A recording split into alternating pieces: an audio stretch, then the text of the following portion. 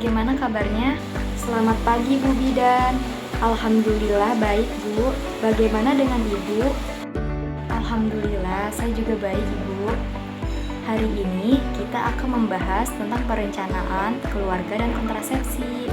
Apakah Ibu sudah memiliki informasi atau pertanyaan mengenai topik ini? Sebelum itu saya ingin bertanya lebih dulu Bu Bidan mengenai upaya promotif dan preventif. Maksud dari kedua upaya itu apa ya Bu Bidan, dan perbedaannya itu gimana ya? Baik Ibu, di sini saya akan menjelaskan perbedaan dari upaya promotif dan preventif ya Bu. Untuk upaya promotif itu dia itu lebih fokus untuk meningkatkan kesehatan individu dan masyarakat secara keseluruhan Bu. Dan untuk upaya preventif fokusnya dia itu untuk mencegah penyakit atau masalah kesehatan yang terjadi. Bagaimana Ibu? Apakah Ibu sudah paham? Oh begitu ya Bu Bidan. Baik-baik, saya mulai mengerti Bu. Maaf Ibu, boleh diulangin pertanyaan Bu Bidan yang tadi?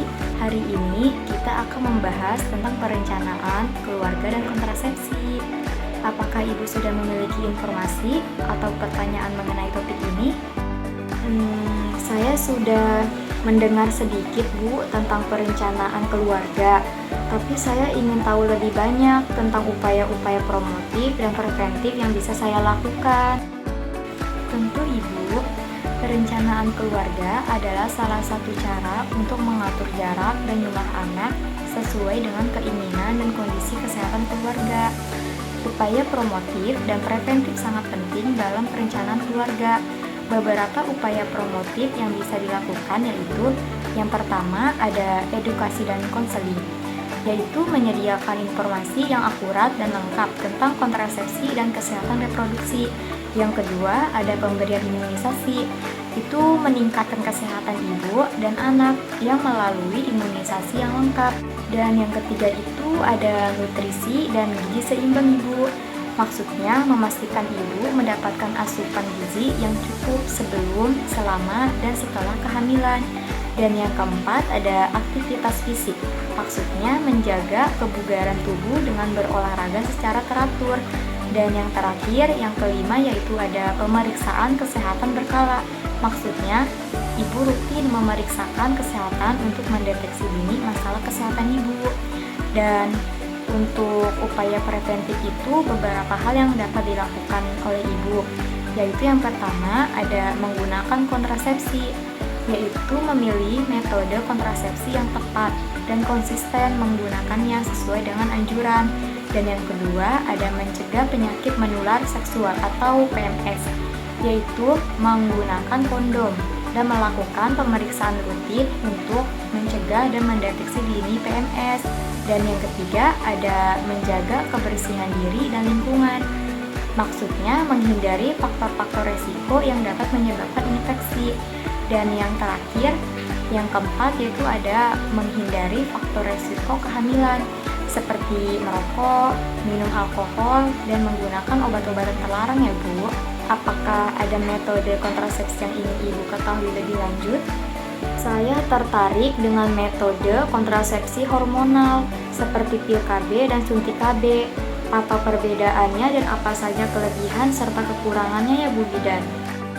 Baik Ibu, metode kontrasepsi hormonal seperti pil KB dan suntik KB memang populer. Berikut ini penjelasannya ya Bu. Yang pertama itu kelebihan dari pil KB, yaitu mudah digunakan, dapat dihentikan kapan saja, membantu mengatur siklus menstruasi, dan mengurangi nyeri haid. Lalu kekurangan dari pil KB itu harus diminum setiap hari pada waktu yang sama. Bisa menyebabkan efek samping seperti mual, peningkatan berat badan, dan perubahan suasana hati Bu. Adapun suntik KB, kelebihannya hanya perlu dilakukan setiap 1 atau 3 bulan sekali Bu. Efektif tinggi dan tidak perlu diingat setiap hari.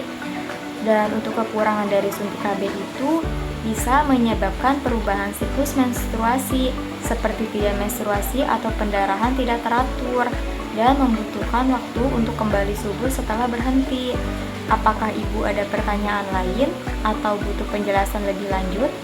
Tidak Bu Bidan, penjelasannya sudah sangat jelas.